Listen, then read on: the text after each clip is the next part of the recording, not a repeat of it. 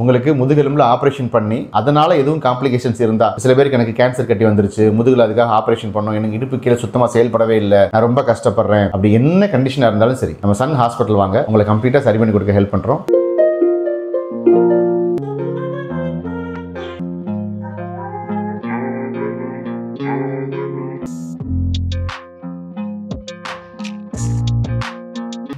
Hi, நான் doctor Jayachandran, Sun hospital Madurai. Spine problems, disc protrusion, extrusion, இந்த மாதிரியான ப்ராப்ளம்ஸ் வயசானவங்களுக்கு தான் வரும், இல்லை ஒரு 40 வயசுக்கு மேலே தான் வரும் அப்படிங்கிறதெல்லாம் இப்போ இல்லை. இப்போலாம் 17 வயசு 18 வயசுலேயே வருது. இப்போ இந்த வீடியோவில் நம்ம பார்க்க போகிற பேஷண்ட் கூட ஒரு 25 வயசு பையன், அவரும் இதே மாதிரியான ஒரு பிரச்சனையால் பாதிக்கப்பட்டிருக்காரு. அவருக்கு டிஸ்கில் L5S1 லெவலில் டிஸ்க் ப்ரொட்ரூஷன், அதாவது டிஸ்க் பல்ஜ் இல்லை, அதுக்கு அடுத்த லெவல் நல்ல டிஸ்க் ப்ரொட்ரூஷன் ஆகி அவரால் நிற்கவும் முடியல, நடக்கவும் முடியல, ஏன் கொஞ்சம் உட்காந்து ஒரு பொசிஷனில் உட்கார கூட முடியாத அளவுக்கு ஒரு பிரச்சனை, நெளிஞ்சு உட்கார்ற மாதிரியான ஒரு பயங்கர சிவியர் பெயினோட தான் இங்கே வந்தார்.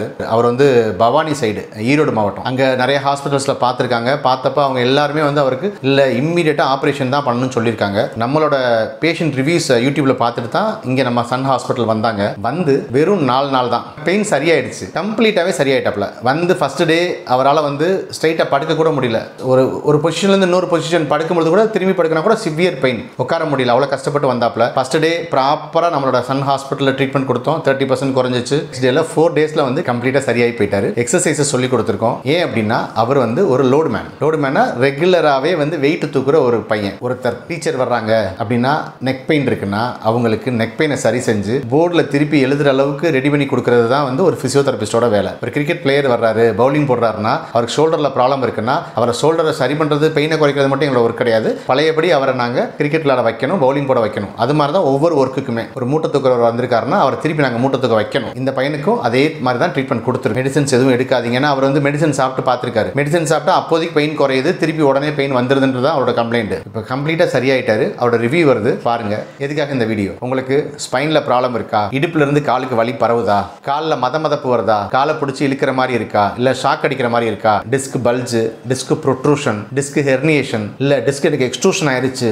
இல்லை எனக்கு வந்து ஆன்லர் டியர் ஜவ்வு கிழிஞ்சிருச்சு, ஆன்டிரோலிசிஸ், ரெட்ரோலிசிஸ், அந்த மாதிரி எலும்பே விலகி இருக்கு. இப்படி என்ன ப்ராப்ளமா இருந்தாலும் சரி, உங்க ரிப்போர்ட்டை இந்த வாட்ஸ்அப் நம்பருக்கு அனுப்பிவிடுங்க. நான் பார்த்துட்டு உங்களுக்கு என்ன பண்ணலாம்னு சொல்றேன். நேரில் வாங்க. உங்களை ஆபரேஷன் இல்லாம காப்பாற்றுறதுக்கு எங்களால் முடிஞ்ச உதவியை நாங்கள் செய்யறோம். கண்டிப்பா ஆபரேஷன் இல்லாம சரி பண்றதுக்கு முயற்சி பண்ணுவோம். தேங்க்யூ. இது பூபதி பேஷண்டோட MRI scan report. MRI of lumbosacral spine with whole spine survey 11/11/2024 அப்ப எடுத்திருக்காங்க. இவருக்கு என்ன ப்ராப்ளம் இருக்கு அப்படின்னு தெளிவா பார்த்துருவோம். இதுதான் இம்ப்ரெஷன், அதாவது கன்க்ளூஷன். L5S1 லெவல்ல லெஃப்ட் பேராசென்ட்ரல் டிஸ்க் ப்ரொட்ரூஷன் இருக்கு. அதனால அதோட அளவு வந்து 6x8 mm தான் வந்து ரொம்ப வந்து ஸ்பைனல் கார்டோட நரம்பை போய் அழுத்திக்கிட்டு இருக்கு. S1 நர்வ் ரூட் அழுத்திக்கிட்டு இருக்கு. அதனாலதான் அவருக்கு இடுப்புல இருந்து காலுக்கு வலி பரவுது, நிக்க முடியல, ஒரு 5 நிமிஷம் கூட உட்கார முடியல. கண்டிப்பா ஆபரேஷன் பண்ணணும்னு சொன்னதுக்கு காரணம் இதுதான். இந்த ஃபில்மை பார்த்தா நமக்கே புரியும். அதே மாதிரி டிஸ்க் பல்ஜூர் இருந்திருக்கு. எங்கன்னா L4 L5 லெவல்ல, மெயினா L5S1 லெவல்ல டிஸ்க் ப்ரொட்ரூஷன் ஆகி காலுக்கு போற நரம்பை அழுத்திக்கிட்டு இருக்கு. எந்த அளவுக்கு வந்து டிஸ்க் வந்து ப்ரொட்ரூஷன் ஆகி அழுத்திட்டு இருக்குன்னு பாருங்க.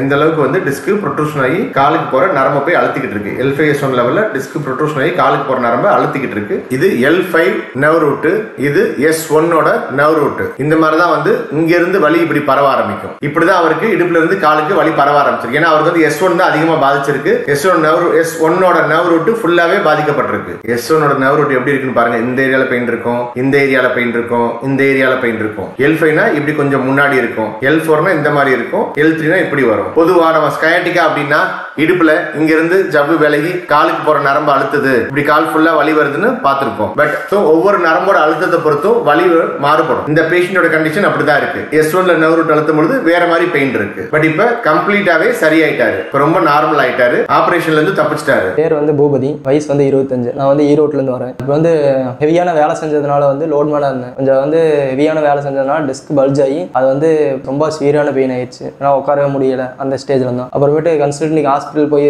பார்த்ததுக்கு ஆப்ரேஷன் தான் பண்ணி ஆகணும், வேற எதுவும் இல்லை அப்படின்னாங்க. சரி டேப்லெட் எடுங்க அப்படின்னு சொல்லி டேப்லெட் ஒரு 5 நாளைக்கு கொடுத்தாங்க. டேப்லெட் எடுத்து அப்போதைக்கு மட்டும் பெயின் ரிலீஃப் ஆயிடுச்சு. மறுபடியும் பெயின் வந்து கன்டினியூ ஆகும்போது யூடியூப்ல வந்து நம்ம வீடியோ பார்த்து வந்தோம். வரும்போது பார்த்தீங்கன்னா என்னால் உட்காரவே முடியாது. உட்காந்தாலும் ஒரு 5 நிமிஷத்துக்கு மேலே ஒரு பொசிஷனில் உட்கார முடியாது. அப்படி இப்படி மூவ்மெண்ட்ல தான் உட்கார மாதிரி இருந்துச்சு, வலி இருந்துச்சு. அப்புறமேட்டு இங்கே ட்ரீட்மெண்ட் பண்ணதுனால ஓகே. ஃபர்ஸ்ட் நாள் வந்து ஒரு 30% அந்த இதில் பெயின் வந்து ரிலீஃப் ஆச்சு. ஒரு 4 டேஸ்ங்கும் போது ஒரு 80 to 90% வந்து பியூர் ஆயிடுச்சு. ரொம்ப தேங்க்ஸ்.